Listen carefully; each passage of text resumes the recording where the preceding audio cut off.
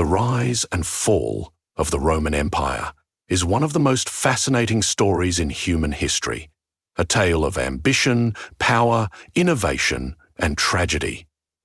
The Roman Empire, from its humble beginnings as a small village along the Tiber River, grew to dominate the known world. But just as it rose, it fell, leaving behind a legacy that shaped the course of civilization for centuries to come. It all started in 753 BC, when, according to legend, twin brothers Romulus and Remus founded the city of Rome. Raised by a she-wolf after being abandoned by their parents, they became the first rulers of the city. Whether or not this story is factual, it marks the beginning of a saga that would see the small city grow into an empire unlike any the world had ever seen. In its early years, Rome was a monarchy, but it quickly evolved into a republic, a unique form of government at the time. The Roman Republic was founded in 509 BC after the Romans overthrew their last king, Tarquin the Proud, and established a system of elected officials, most notably the Senate. The Roman Republic was defined by its military might. Rome's legions, a group of disciplined and highly trained soldiers, was central to its success. As the Republic expanded across the Italian peninsula, Rome faced and defeated powerful neighbors like the Samnites and the Etruscans. This military success was coupled with clever diplomacy, and Rome became a dominant force in the Mediterranean world. By the 3rd century BC, Rome had set its sights on the Carthaginian Empire, a powerful rival located in North Africa. This led to the series of wars known as the Punic Wars. The most famous of these wars was the Second Punic War, where the Carthaginian general Hannibal famously crossed the Alps with his army and war elephants to attack Italy. Despite Hannibal's tactical genius and several stunning victories, Rome's resilience and ability to adapt allowed it to ultimately defeat Carthage in 202 BC. Rome's victory in the Punic Wars secured its position as the preeminent power in the Mediterranean, and from that moment onward, the Roman Empire's expansion seemed unstoppable. As Rome's influence spread, it began to absorb vast territories. By the 1st century BC, Rome controlled most of the Mediterranean world, including parts of Europe, North Africa, and the Middle East. The city of Rome itself became a marvel of engineering, with its vast network of roads, aqueducts, and monumental structures such as the Colosseum and the Pantheon. But Rome's success came with its own problems. The Republic, which had worked well for centuries, was showing signs of strain. As Rome grew, so did its internal conflicts. Political corruption, social inequality, and the concentration of wealth and power in the hands of a few led to widespread unrest. Powerful generals like Julius Caesar began to challenge the authority of the Senate, and in 49 BC, Caesar famously crossed the Rubicon River, a declaration of war against the Republic.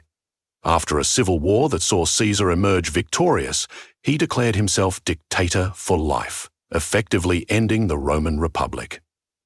In 44 BC, Julius Caesar was assassinated by a group of senators who feared his growing power. This act did not restore the Republic, but instead plunged Rome into another series of civil wars.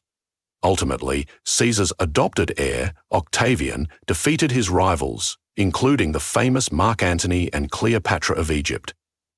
In 27 BC, Octavian became Augustus, the first emperor of Rome, marking the beginning of the Roman Empire. Augustus's reign brought stability to Rome after decades of conflict.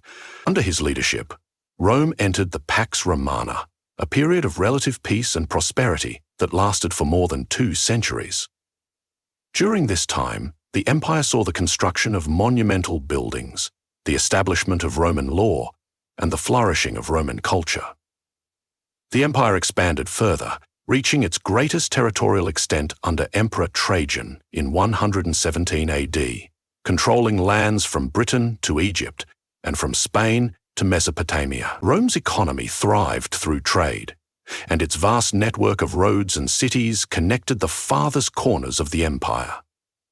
However, as the centuries passed, the seeds of Rome's decline were sown. The empire became increasingly difficult to govern.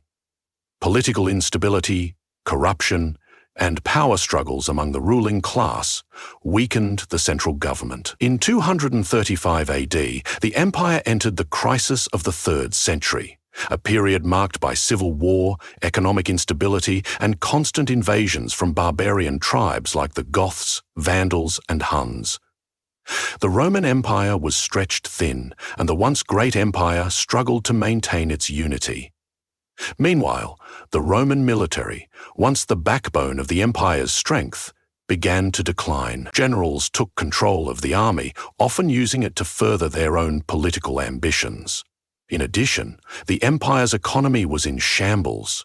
Inflation, heavy taxation, and the reliance on slave labor stifled innovation, and the once thriving cities began to deteriorate.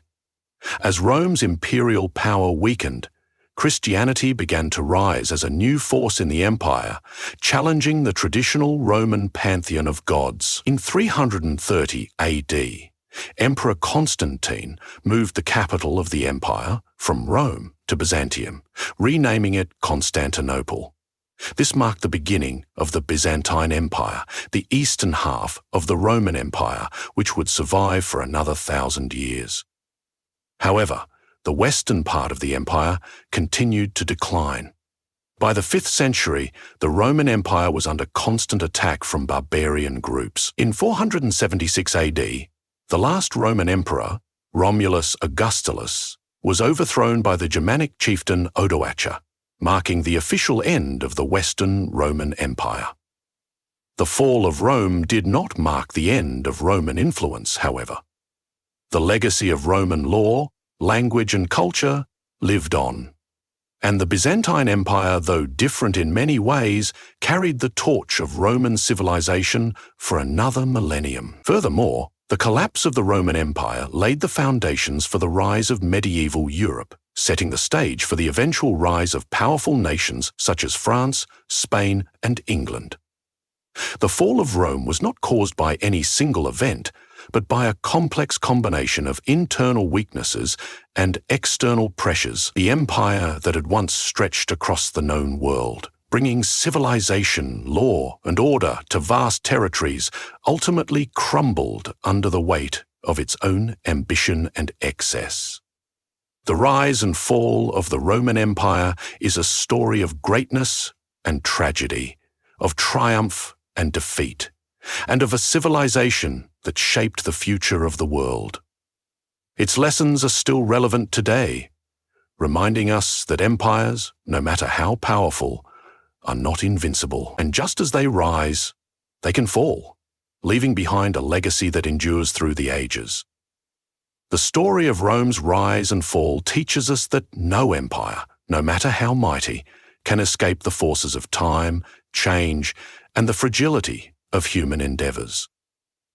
The Roman Empire's legacy endures in our governments, laws, and cultural institutions, but it also serves as a cautionary tale about the dangers of overreaching, of power unchecked, and of the inevitable decline that comes with any empire. From its humble beginnings in a small village by the river Tiber to its eventual collapse under the weight of its own grandeur, the Roman Empire remains one of the most fascinating stories in history, a story of ambition, conquest, and the inevitable fall that awaits every empire.